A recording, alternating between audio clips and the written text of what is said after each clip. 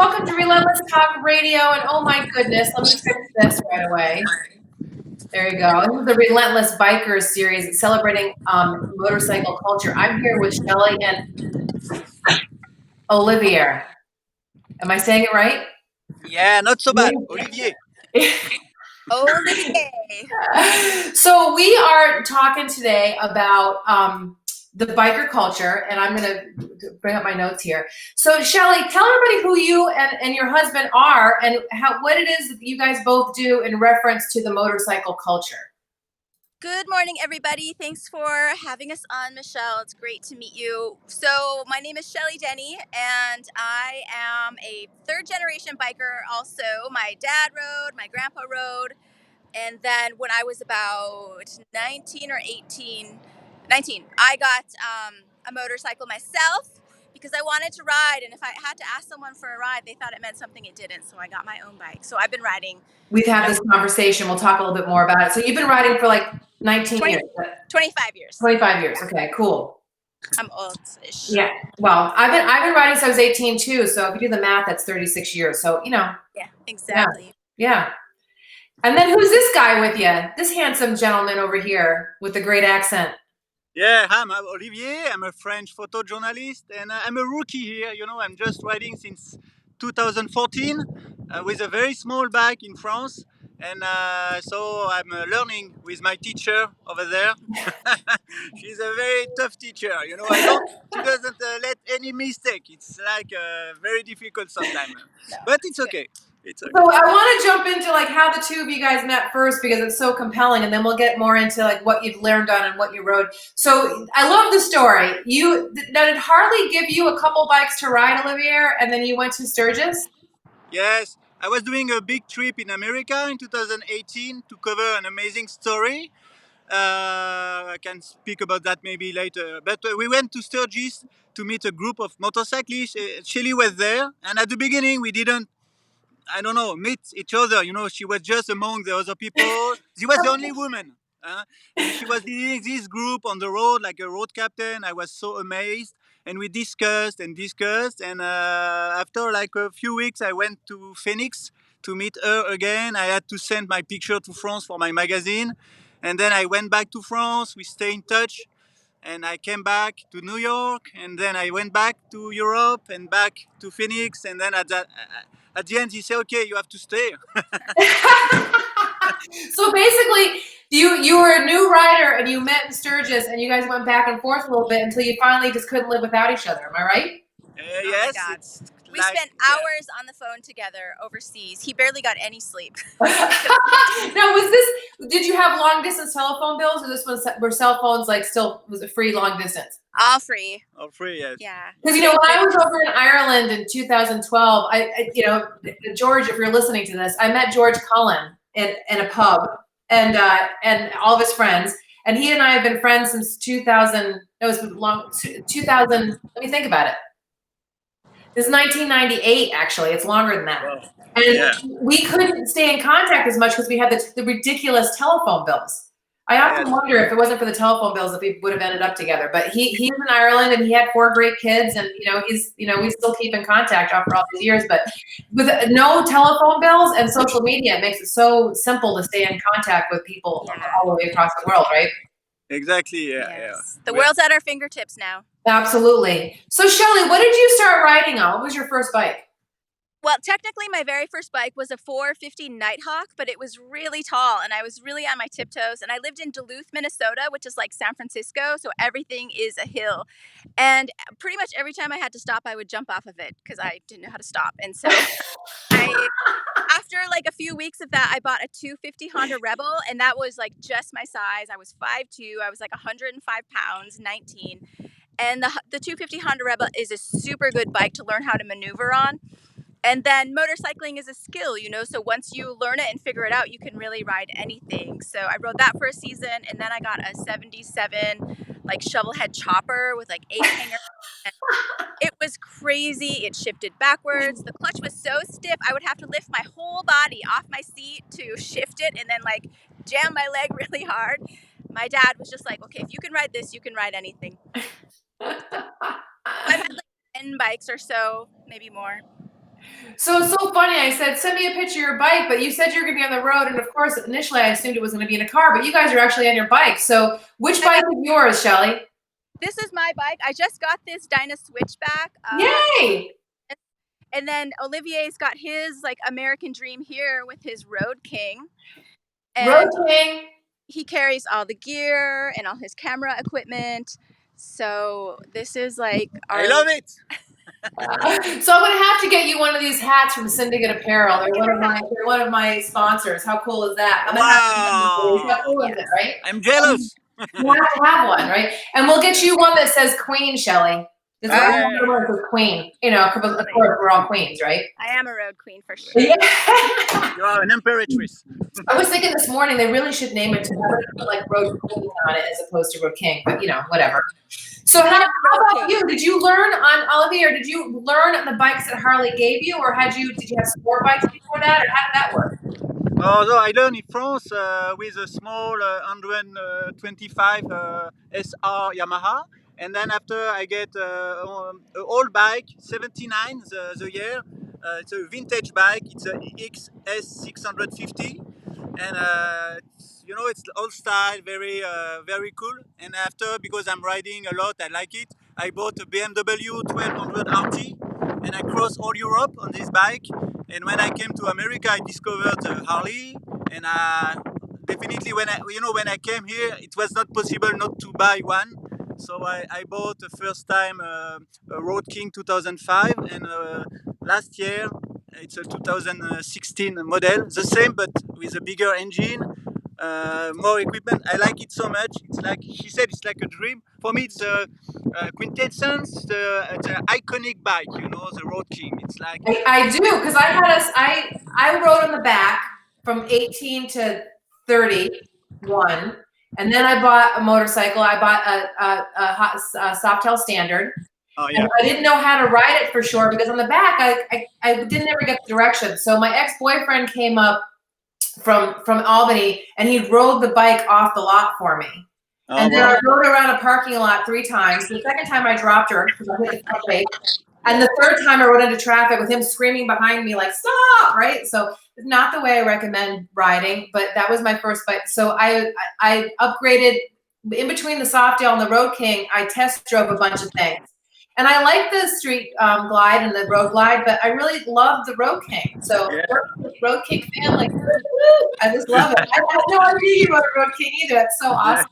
Yeah, it's super cool. Awesome. Yeah. Like so why do you guys love motorcycling so much? Like, what's the draw for you? Oh my God. Well, you know, I have been riding since I was in the womb. I just love it. It's so cliche and been said so many times. It's the feeling of freedom that you feel on a motorcycle. And like, once it sinks its teeth into you, it's really hard to let go. You know, it's like there's not that many original answers to this question because that's really why we all love it. It is that sense of, I don't know, freedom. And in the moment too, I think that it's one of the few activities there are where you're just constantly in the moment and simultaneously your worries are leaving your mind and you're getting clear thoughts and brilliant thoughts and creative thoughts, or so it seems in the moment when you're riding. Yeah, I totally agree. It's like opening a door on another world. It's very amazing. When I discovered it, I was 20 with a friend, but at that moment, I didn't want to become a motorcyclist. I was young. And when I started really in 2014, it's a friend of mine who made me a gift. He's a motorcyclist, a journalist, he's a road track, racer. So, and he said you have to do it, and it has changed totally my life. But totally, because now I left France. I met Shelly. We have a life on the road, and it's crazy. It's opening the door on another world. It's totally different. It really does change people's lives on so many levels. Like geographically, it can change your life, and who you start to hang around, it change your life. Yeah. What you believe about yourself, it starts to change that. Also, what other people believe about you can change. It's amazing. I don't know how many hobbies actually do that. Yeah. You know, it's funny because in those 3 years I didn't have the bike, a lot of people got to know me without the bike. So they weren't seeing me dressed up and with skulls and leather as often because I didn't have as much reason to, you know what I mean? And yes. I was still riding, I was renting, and I was still, riding on the back on occasion. But having your own bike, every mile that I put back on, and my bike's name is Silver. Do you guys have names for your bike? I named my bike. Did you have any names for your bikes? He does. Big Mama. I love that you're takes care of me. Shit. That's awesome. That's awesome. So I always name my dogs and my bikes and my cats after some kind of gem or metal. And so when I got her, she was silver. So that, what else could I name her, right? Mm-hmm. So every mile I spend on her, I'm just reminded of myself. I don't know how the hell I didn't necessarily turn it completely off, but because I needed to be bikeless for, financial reasons, I needed to sell my bike to buy a car, to buy the house. And, I needed to kind of clear that out. And then to get the bike again and be back on the road, I will never be bikeless again, ever. Like I will literally go live in a tent and bathe with bottled water before I'll give up the bike. Yeah, I went and spent a winter in Hawaii one time, and I bought like $1,000 little Yamaha to ride while I was there. And I sold it when I left. I'm like, it was worth it, 3 months. 100%. You would have been great. So you can imagine how I felt after 3 years. Yeah, I hope I never have to know. In May, I was making some changes in my life, and I'm on the phone with my mom. And this is my mom who was adamantly against me riding when I bought my first bike. I mean, when I had my first biker boyfriend, she was like, "Oh my God," completely freaked out, right? She said, "I don't care what you have to do. You have got to get your ass on a motorcycle, like with your name. It's you've got to do it like this weekend." My mother's never said that to me, like about anything. Like, you need to solve this problem this weekend. So I literally went to Buddy Stubbs the next day and figured it out, and I rolled off the lot with Silver. So I don't know how the hell I did it all these years without her, because it's just so much a part of it. Now, the topic of today's show is water seeks its own level. And Shelly, you and I talked a little bit about this, and I love the fact that you're actually the senior rider in this case. Usually it's the other way around. But I've had relationships where I've been the senior rider, or I've tried to indoctrinate someone into the biker culture. And I've had relationships where I've been the junior rider. But what I know for sure is it's really super hard to leave a dude standing on the porch when you roll off with 30 hot people on motorcycles. It just doesn't work, right? If you're a biker and you're on the road and you're a rider, you're not just a bar rider around to bar to bar. Nothing wrong with that. But if you're really a rider, you have to be with someone that rides. Do you agree?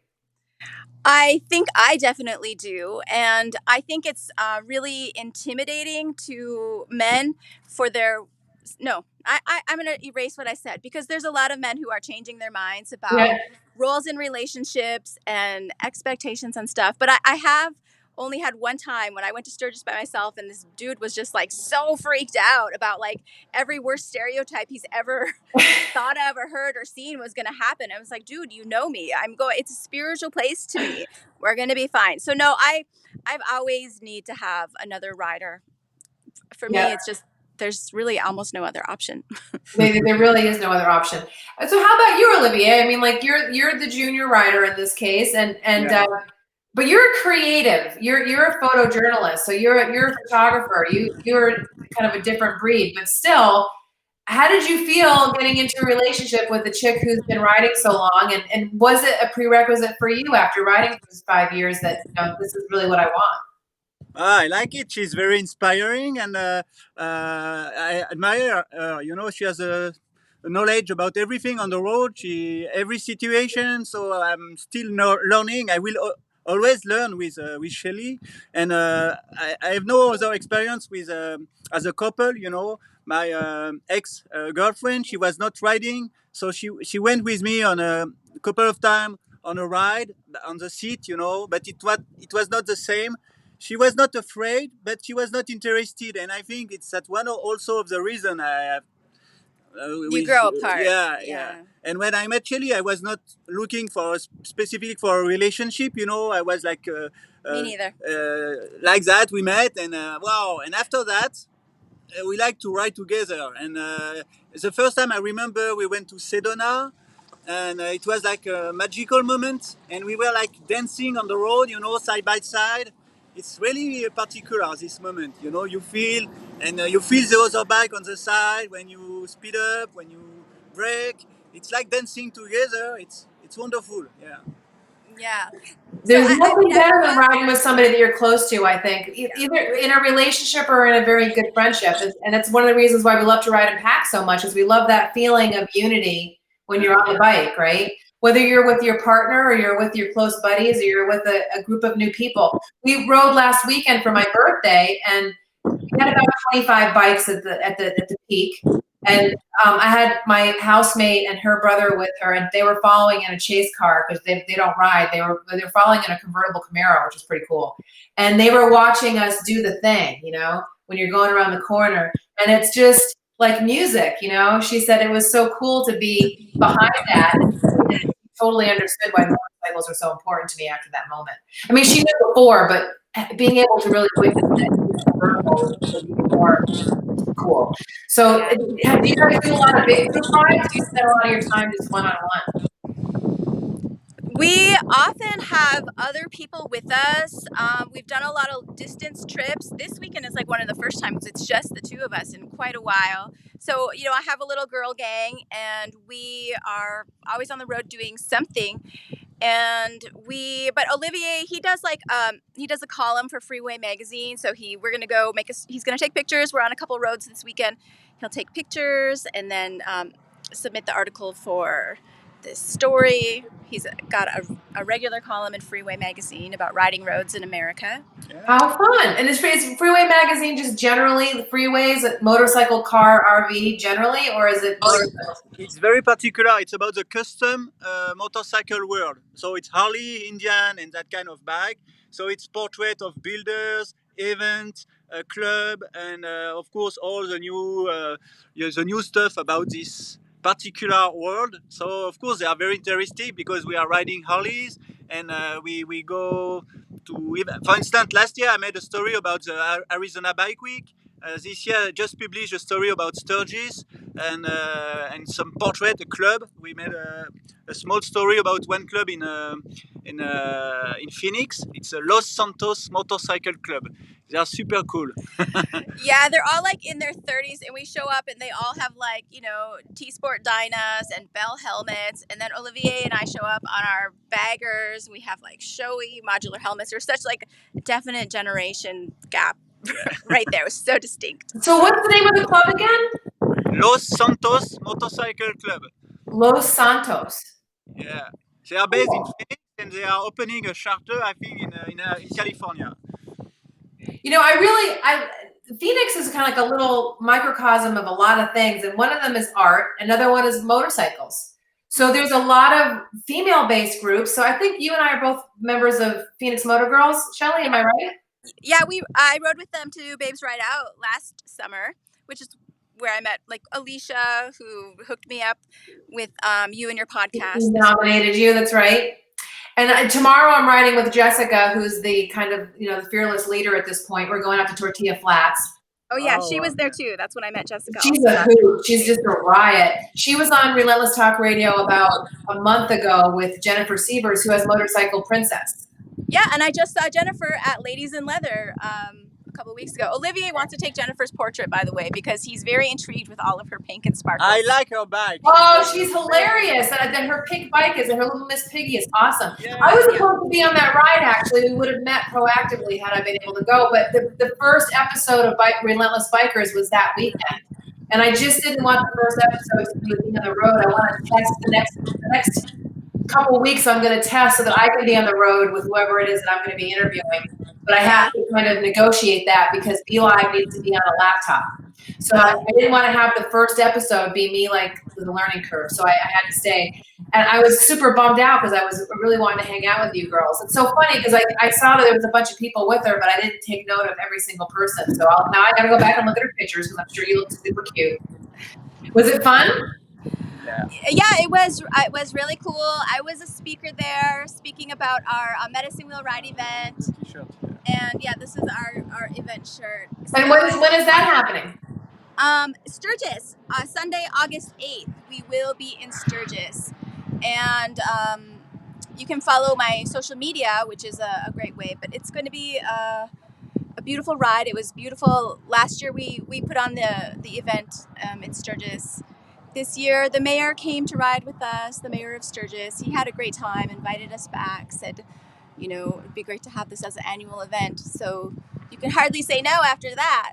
So tell me more about the event. What's the principle or the precipice behind it? So we are a group of Native American, First Nations, Indigenous women who ride, and we, you know, it's nice to be your people. You said you're Italian. I'm actually Italian too, but I am half Ojibwe, but I grew up in a really Italian identified family. So, but I have this a mix of heritage, right? And I know that when Native people meet each other, it's just like, oh, you're one too, you know, there's like a special bond there. So as we were talking every week, you know, it's clear like there's some really specific issues that happen in Indian country and to Native women, and we decided to get together and do awareness events and try to raise money also for some charities that affect Native people, because although we're 3% of the population, only 1% of philanthropy gets directed to Native people. And I think there's like this myth that Indians have a lot of money, which is just totally not a myth. It's like all over the map, you know. So, but we really do. I think we can raise funds, which we did this year, $15,000 for 2 organizations in Rapid City that are running a shelter and running outreach and education and stuff. So, and I think especially if you go to Sturgis and the Black Hills, like it's a way to give back to the people who actually live there. They're not so much benefiting from the rally as the vendors who come in from other places. And if you own a hotel, of course you are, but if you haven't made it up the social ladder yet, oops. Sorry. That's okay. So anyway, so that's what we do, and we bring like a little bit of Native culture to it, and a lots of biker culture. People come from all over to ride, so it's very beautiful and very special. And some of my friends who joined this year said it was like a completely different Sturgis experience than they'd ever had in their life, and they can't wait to do it again. Like they've already like booked their camping, and you know we're ready to do Sturgis 2021. So I planned on going to Sturgis this year too, but my mom begged me not to go because of the COVID situation. So I had to acquiesce. My mom is 80. We just lost my dad this year, so I didn't want to scare her to death. But I'm going to be there next year. So let's make sure that we shout out your event next year so people know about it. I definitely want to attend. Yeah, good. I hope you do, Michelle. It's really special. And it's, you know, led by women, led by Indigenous women on top of that. So it's really cool, and we have a bunch of cool things in the works for 2021. Well, the fact that you're an Italian Native American is so flippin' cool, I just gotta say. I know. And that is just such a really cool, you're gonna age incredibly well because your skin is like, you know, Italian and Native American, you can't get better than that. So good, so good. Right? Good for you. That's awesome. That's awesome. So then that's another thing about that people that don't ride don't realize about bikers is that we have a very strong philanthropic need. So I'll tell you, I've been nominated for the Leukemia Lymphoma Society's Woman of the Year. And one of the reasons why I'm doing this show is to let you know that next year on April 24th, I'm doing a ride it's called the Relentless for Cure, which will be about ending blood cancer. And if we're able to raise 50 grand, we'll be able to start a fund in the name of my father. My father died of lymphoma on Valentine's Day night this year. I'm so sorry. So I thank you. I accepted the nomination literally from my dad's deathbed for the LLS nomination. And really our job is to raise as much money as possible. And I, of course, had put off the event because I was going to do it last year, but because of COVID, I just knew that it wasn't the best thing. So not only is there going to be a motorcycle poker run, which is 5 stops, whoever gets the best hand wins the poker game, right? But also it'll be international. So people in France, for example, could do a poker run in France. I have friends that ride in Italy. I'm hoping there'll be a poker run in Italy, and friends that ride in Vermont and New York. So essentially everybody will find a biker related, either we'll have teams in separate places that have a scheduled run, or if you haven't got a scheduled run in your community, you would just go to a friendly biker related business. You can pull your card virtually, take a picture of yourself at the business, and you're running. So in a way, COVID has kind of opened this up because not only am I able to do a poker run for people here in Phoenix, but I literally can unite all of the bikers I know all over the world to do a poker run. And the thing about ending blood cancer is if we're able to end blood cancer, we can basically end most cancers. Because blood cancer is like the mama of all cancers. So hopefully your bikes are still standing there. Both of your bikes are they okay? Okay. I think that people don't realize, they think of the biker community as just the 1%ers. And one of the reasons why I'm doing the show is I want people to see that bikers have huge hearts and they've got they are characters and they have a lot of character, right? And this is my way of showing that. So tell me other things you got going on this year, because if you're doing those kinds of things, you're doing some other things. What other stuff do you have going on? Yeah, we're gonna ride to California in February. Also, we're gonna have a event in Southern California, and it's going to be the weekend of Valentine's President's Day weekend. So that's coming up in Southern California in February. We are actively actually helping a family right now who has a missing relative. She's a 33-year-old and she's been missing for a year. And so we've been raising money to get a billboard and to raise awareness about that. So we'll have a little ride locally in Arizona about that in, coming up soonish. It's, COVID makes it so hard to plan stuff, but it's just like, okay, you just kind of plan and then you work with whatever you got. And like for Sturgis last year, we had all our plans and then it all stopped. And then we were like, you know what? Let's just meet up anyway. Made a flyer. 100 people shared it in 24 hours. So I was like, okay, everybody's ready to leave their house. And you know what? As long as we like mask up when we're close to each other and respect the rules as far as the business is concerned. I just had my birthday ride last weekend. We masked up when we got to the businesses. We were very careful about that kind of thing. We gave everybody masks. When you have your events, make Micalizzi Ride a host. Okay. So it goes up on my calendar and people can see it on my calendar too. Is that fair? Yeah, awesome. Thank you for that so much, Michelle. That's great. So how about you over here? Do you have anything philanthropy-wise going on? I can see you smiling over there. Part of it's because you're so proud of this chick, I'm sure. What?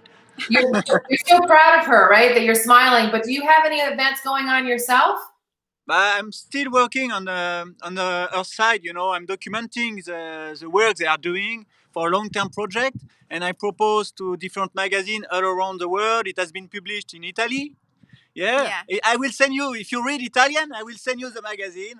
I don't read Italian, but my cousins do. And I have friends in Italy. So I will send it to you. It's written in Italian, in Finland, in France, in UK. And the idea is to raise awareness. So it's my main project.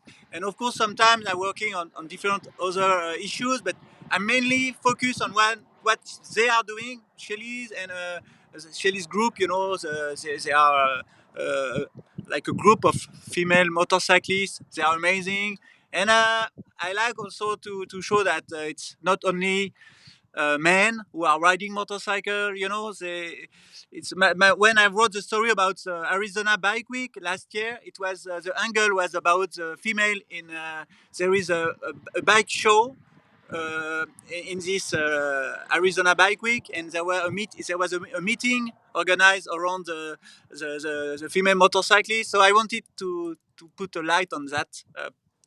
That fact, I always talk about water seeks its own level because a few years ago or a while ago, I've been thinking about. Actually, it was when I met Olivier, and I feel like the voice and the visibility of women is kind of increasing, and we need to keep increasing it. So you've been riding for 20 some years like me, and there was barely anyone back then. But I think now women I don't think that there's a barrier for them anymore to think that they can ride a motorcycle or not, no matter what their height is, no matter what their income is. Women are just finding it. But Olivier has a history of doing stories on underrepresented groups, underrepresented voices. He's amazing history. And so I feel like we clicked because of that. There's something in the heart and soul that is so interested in that same thing. Let's tell the stories of what these people are doing. And for the moment, it's what I'm doing, and for what people who are similar to me are doing. But he has such a heart and soul for just goodness and kindness, and which is totally why I love him. And I'll tell you, my whole era of bad boys is so done. What a waste of time. No, but she's amazing. You know, she represents almost all what I met by traveling the world. I work on different issues. Like for years, I went to Kurdistan in Middle East, and I wrote a book about this story of the Kurdish fighters, the female Kurdish fighters. I'm very interested by the LGBTQ community, and I work on that also, the gender issues. But here in America, with Chile, with an amazing empowered woman, a Native American, there is it's about identity, it's about feminism, it's about a new kind of society where we can all live together in a peaceful way, whatever the gender, the race, and this women and this group, they are fighting for that. I like it, and it's not very known, so I want to, you know, my skills, they are to tell story about that kind of I can say adventure, you know, with picture and text, and I like it. I mean, obviously, you have that same desire to tell people's stories, also, Michelle, right? I do. I'm a storyteller. I'm a visual journalist too. What I do is I tell stories, and then usually it leads to a blog, and then it leads to a painting. So the painting behind me was inspired by a conversation I had with the director of Conscious Capitalism. Oh, wow. Okay. So Relentless Talk Radio was actually created because I was having conversations with people. Those conversations were leading to blogs, and the blog and the conversation was leading to paintings. And so, like right now, I don't have a studio because I sold my house last year, and so I'm holding off on painting, but I'm continuing to have the conversations. So next year in December, there'll be an opening, and all of this year's conversations and next year's conversation will inspire a show. Mm-hmm. And so you guys and Brandy Lawson from Fire AFX, we do a special edition called Digital Evolution. It's all about entrepreneurs evolving online.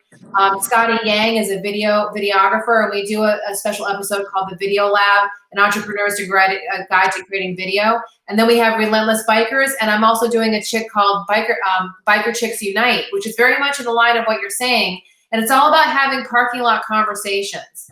I like that. One of my favorite things is that I want to have me be in one parking lot in Arizona, and then I'll be, for example, interviewing the Canadian Wind Sisters president in Canada in a parking lot there. So it's all about, you know, that conversation that people have, and it happens to be that in this case women have, because I am on the same trajectory that you are. I don't think that riding a motorcycle is gender specific. It has been very male dominated. I started riding, it was me and 500 men, right? Mm-hmm. But now it's like me, and I'm so excited about the female strength in Phoenix. And I've only just discovered it since I got silver. Because for those 3 years, those groups were building up, and now I'm jumping in at kind of like they're really starting to get some serious momentum. So I want to keep that momentum going, because I believe it's important for people to realize that you can create a life around what you love. I know. And, you know, I think that the events that women are creating too are so cool and so much more fun and so interesting also. So when women put on events, I'm very interested. I'm very curious about what's going on. And when I first went to Babes Ride Out, I was super interested because I'd never seen so many female motorcyclists. Like, I was so interested in how does everyone do their hair, because that's always a thing, you know, what you got, braids or what you got going on, and what kind of footwear. Like, I'm a shoe person anyway, but I was just like totally like into like everybody's super cool motorcycle shoes. Yeah, I think it's so cool. Women love to dress up. I can't wait for Halloween. Phoenix Motor Girls is having a Halloween thing, and I'm going to be a big show girl.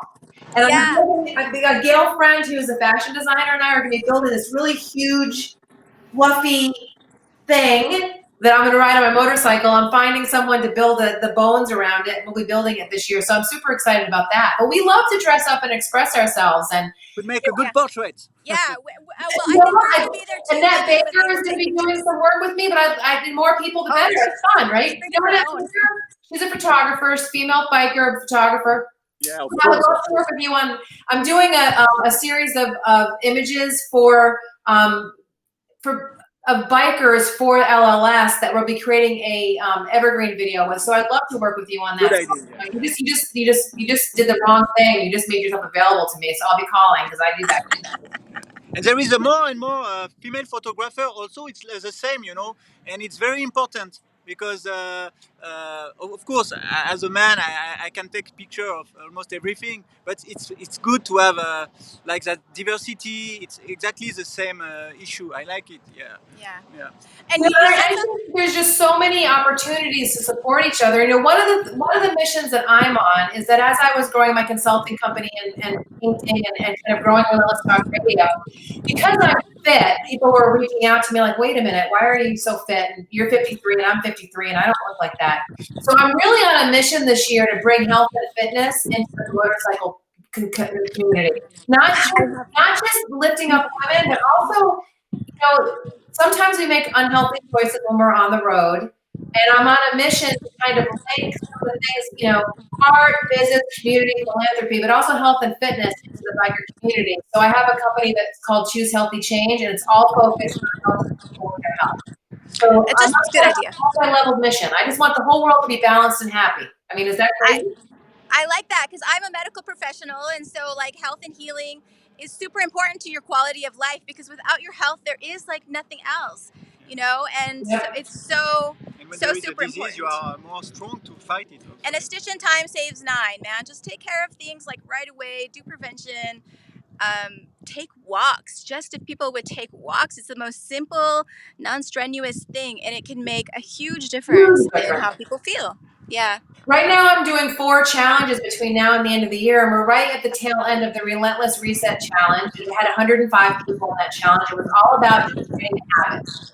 You know, the next one is called the Relentlessly Raising Your Standards Challenge. And, you know, for me, when you take care of yourself physically, everything comes up, right? So if you're a biker, I have a lot of biker friends that have the big bellies and just, you know, it's hard for them to ride long distances because of their physical structure. And I'm on a mission to have people reduce that and eliminate that, because I think the more fit you are, the more you can ride. Yes. Exactly. Yeah. I mean, let's just be serious. I mean, if you're not well physically, then you're not well mentally, and if you're not those two things, then it's really hard to do long trips. So I'm really on a mission to kind of show people that you can create a life around what you love. You guys are a perfect example of that. You are at a level that you both are the people that have chosen work that aligns with your values, and you have interweaved the motorcycle into that, and you've also interweaved creativity and philanthropy. Mm-hmm. I get so sick of people saying, Michelle, you really gotta be one thing. You gotta focus on one thing. And I think to myself, yeah. I'm like, maybe you need to focus on one thing, but some of us can put a lot of plates splitting in the air, and you know, and then people can become attracted to that. Like, you know, the reason we've been able to do so much and reach so many people is because of the team of people that have stepped up. So I don't know if you're a one-woman army, but I like to think of myself as one. But I have so many people who are actually helping make so many things happen. And I wanted to come back around to something you said about your project. So over the year that Olivier's been documenting, we actually created an exhibit. So it's a mobile exhibit, which we brought to Ladies in Leather, and it can go to any event, like biker event, women's event, whatever. And it's just like there's a bunch of women on motorcycles and activism and riders and just other women who are working on missing people activities. It's a super cool panel of exhibits, and it's mobile. So we have, you know, just put him and our friend Jill Coltis from 360 Biker Life collected all these interviews. And so they put together a really good piece of work. Well, let's 100% do it, because I'm partnering with Buddy Stubbs as a starting point. Definitely Lucy, Sage, and Sand is going to be the end. It's a big space there. And, you know, if we're not able to play volleyball at that point, we might be able to use some of that space for that. So, oh my God, I'm going to corner you guys into so much stuff. We're down. It's okay. I've got, you know, we got art exhibits, we got philanthropy stuff we're going to do. I mean, look at that. And, you know, this is how it works.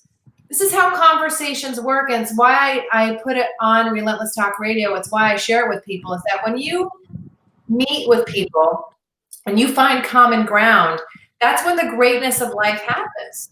Exactly. Yeah. And you never know what's going to happen. It is so crazy how, like, just kind of a chance meeting can change everything. Yeah. Totally. Like with him. and I just love that you guys are out on the road. I think sometimes people think that they have to everything's got to be planned out. And you have to fit into a certain category. And your marketing plan has to be simply understood. And I'm like, I'm just going to be me. And the people who are attracted to crazy Italian biker chicks who make art, who are philanthropists and entrepreneurs, who believe in, in lifting people up, are going to be attracted to me. The right people and the right dollars and the right opportunities and the right experiences are going to attract to me.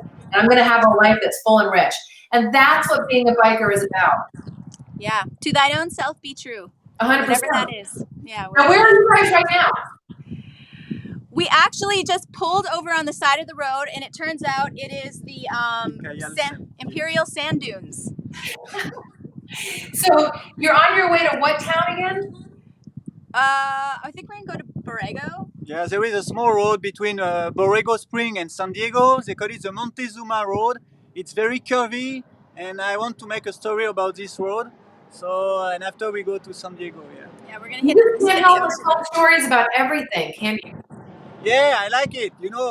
It's always an opportunity to dig in the American history. There is about, I don't know, it could be geographical, about Native American reservation, which is close, and about this.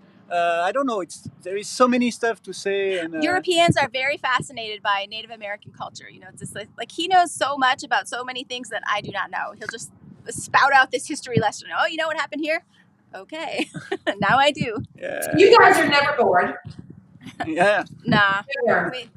We both love to work. We both love to ride. We both it's so true that when you love what you do, it doesn't feel like work. And I was telling you that we thought about having a blog about two bikers, newly married, French guy living in America, married to a Native American woman, and just how funny it is. And his Fringlish is really funny. And so he always says things like, crack down instead of crack up. And he's got this other word he's called passionated, where he combines passion and fascinated together. Yeah. Oh, it's very passionated. Yeah. I think I should name your blog. Passionated. Well, we created a hashtag called We Ride, like we as in yes, OUIRIDE, We Ride. Yeah. Oh, that's really cool. It's really smaller, easier to fit on a sticker. See, I love meeting people like you because you're an example of how you have a patchwork quilt of stuff that makes up a magnificent life. And I think that's what makes life magnificent. You've got a Native American, French, Italian, motorcycles, acupuncturists, photojournalism, magazines, philanthropy, all woven into this amazing, rich life. And that's what people want. People will sit at home and just watch Netflix and wait for the sun to Yeah, I know. And I'm sober too, and I got sober in 95. I was 18 or 19 or something, but trust me, I was a mess. And then I just couldn't imagine what my life would be like without drinking. What would my life be like if I didn't get high anymore? What is there after that, And you just trust the process, and my life is absolutely amazing. And my sponsor was so great. She always used to say, people like me don't get to live like I live, and I'm just so grateful. And I look at the life I live today, and it blows me away. So sometimes, you do that thing, what would you tell your younger self? And I would just tell my younger self, it's going to get so good, you won't even believe it. Just hang in there, never give up. One foot in front of the other, never give up, keep going. I just actually posted that. I found a picture of me with a cowboy hat, and I wore a cowboy hat the other day, and I was like, hey. So it was a couple of months after I got sober, and I was sitting with my soon-to-be first husband at the lake, and I was just at that point where I was just exhausted. You know what I mean? It just hit me wow, my whole life is changing. The magnitude of it hit me. And so when I look at that picture, it brings up a bunch of stuff. Well, I posted the picture of me last weekend with my hat on, and it's amazing. What I would tell my younger self is, this is the best gift you're ever going to give yourself. Yeah. The gift of sobriety and health is the best thing you are ever going to do for yourself, and keep going because God's not done with you yet. I mean, I think sometimes when we make a dramatic life change, whether it's losing weight or getting out of a toxic relationship or getting sober or, leaving a job that you've been stuck in forever or, putting the limit on a family dynamic that's unhealthy, you think that life's over. But the reality is that life's just beginning. I agree. That chapter is over. And the next chapter, if I had told myself what my life would be like, I would have shortchanged myself. Totally. Yes. Because if you first get sober, you're not getting sober on an up day. No. When I have arrived in America, I stopped to drink because in France we were used to drink some beer, wine, red wine, everything, and every day, like that. It's like a social habit, and I stopped totally, and I lost like 30 pounds in 1 year. And I feel really better. My blood tests, they are better, and it's so cool. I don't miss it at all.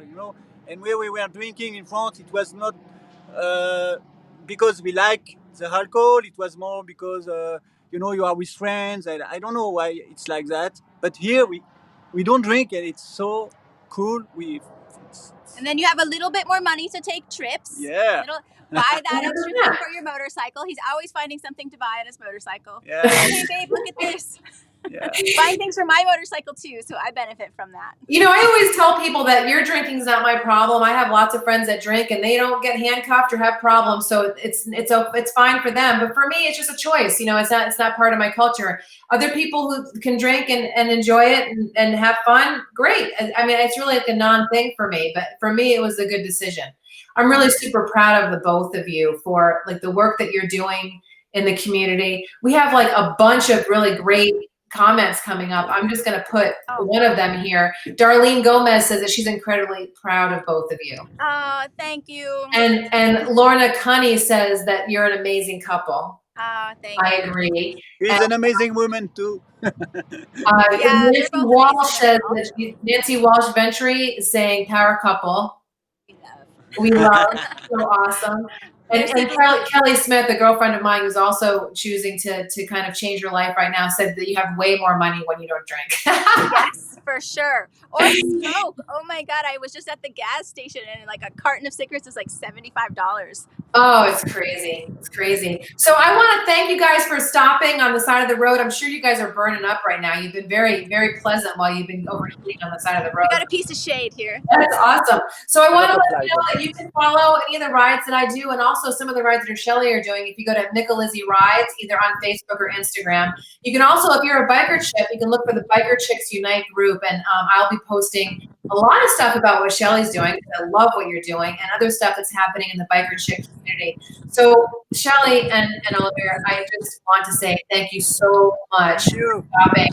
It's been a really awesome, uplifting, unexpected, because we had a different guest that wasn't able to make it today for the man part of this. I love that we had a lot of level couples conversation. It went in a direction I hadn't even expected. So thank you guys. Thank you. See you later. Bye. Merci beaucoup. Grazie mille. See you later. All right, guys, that was the second episode of Relentless Biker. We meet every second Friday at 10 o'clock here on Relentless Talk Radio. I'll probably be adding in a fourth Friday, too, in the next coming months. But, what'll happen is I will reach out to Shelley and Olivier, and they will nominate the next two people that come on the show. And I can't wait to see who they pick. So thanks a lot, everybody, for being on Relentless Talk Radio. We're ending a couple minutes early today, but we had a double interview in one series as opposed to two segments. It worked out. So again, this is Relentless Talk Radio. This is Relentless Bikers, celebrating motorcycle culture. If you want to follow me and the rides that I do, you can go to Micalizzi Rides at Instagram or Facebook, or you can find me a group that's geared just towards women called Biker Chicks Unite. All right, guys, have a good day. I'm going to go ride now. It's Biker Week. It's Bike Week in Arizona. I'm going to go ride. Oh, by the way, if you want to check out Syndicate Apparel, they will be at Connolly's today in North Phoenix, and there'll be plenty of shirts and hats for you to purchase. Also, thank you so much to our sponsors, Buddy Stubbs, Harley Davidson in Phoenix. All right, guys, have a good day. Take care.